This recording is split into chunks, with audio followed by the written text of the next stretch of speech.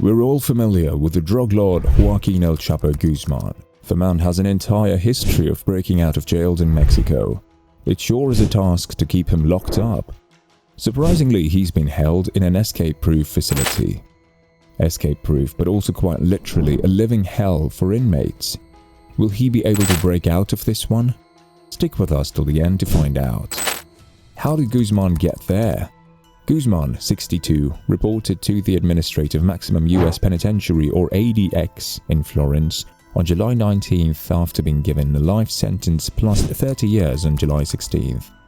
The drug lord's imprisonment at the most secure prison in the nation, also referred to as the Alcatraz of the Rockies, has rekindled interest in the establishment, which some have described as a haven for mental illness.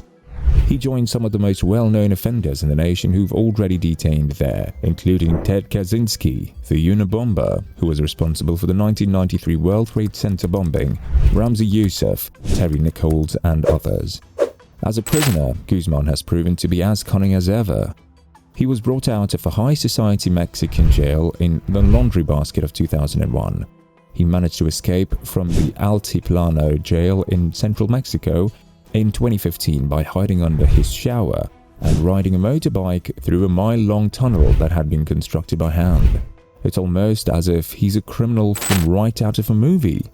How deadly is this place anyway? No one has ever escaped SUPERMAX in its 25 years of operation. According to a 2012 class action complaint against the US Bureau of Prisons, prison inmates have either received diagnoses of insanity while detained there, or their pre-existing mental diseases have gotten worse. The lawsuit asserts that inmates have been known to continuously howl and thrash against the walls of their cells. Jeffrey Lightman, one of Guzman's trial lawyers, claimed that the circumstances at SUPERMAX constituted a great torture. It's very terrible. After two Aryan Nations inmates, Thomas Silverstein and Clayton Fountain, murdered two correctional officials at the United States Penitentiary in Marion, Illinois, on the same day in 1983, the SUPERMAX facility was constructed. After taking a shower and being led to a cell, a prisoner handed Silverstein a shank, or prison dagger, and Silverstein stabbed Officer Merle Klutz 29 times.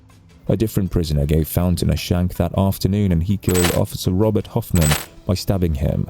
The majority of the 400-plus prisoners at SUPERMAX spend 23 hours each day alone in their 7-by-12-foot reinforced concrete cells. Huge 12-gun guard towers stand watch over the prison.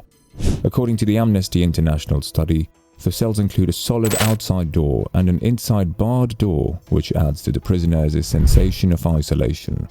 Because most cells contain a shower and a toilet, convicts rarely need to leave their quarters for meals. Prisoners also eat all of their meals there. Concrete beds and a tiny desk stool are included in the furniture of cells. Bed mattresses are thin. There is a window in each cell that is 42 inches tall and 4 inches broad. However, there are no mountain views. There are radios and black and white televisions in many prisons, both of which have religious and educational programming. Prisoners and guests are always kept apart by a glass screen during all visits from the outside world. Range 13, the worst form of torture. In the disciplinary area of SUPERMAX, a 4-cell wing known as Range 13, an extremely secure unit, there is essentially no human contact between inmates. They receive one 15-minute illegal phone call per month and are constantly monitored by cameras. According to the Amnesty International study, Youssef spent more than 7 years residing in Range 13. Jack Powers, a former inmate of the SUPERMAX, spent almost 10 years there. He bit off both his pinky fingers, amputated his earlobes, removed a testicle and cut off his scrotum, claims the class action lawsuit. Even if the litigation is still active, it has improved the mental health of prisoners. And of course, Guzman's new residence is obviously one of the Range 13 cells. SUPERMAX is still an extremely risky prison despite its rigorous security measures. Guzman, who oversaw the formidable Sinaloa drug cartel in Mexico, won't be the only drug lord at SUPERMAX, a prison where rival gang bosses have clashed. Though the exact length of Guzman's isolation at SUPERMAX is unknown, there is sufficient evidence to assume it will be a considerable amount of time. Do you think the escape experts can break free from this hellhole? Leave your thoughts on this in the comment section down below. If you enjoyed this video, make sure to smash that like button, subscribe to our channel and click on the tiny bell icon on the side to stay notified and updated on all of our upcoming content.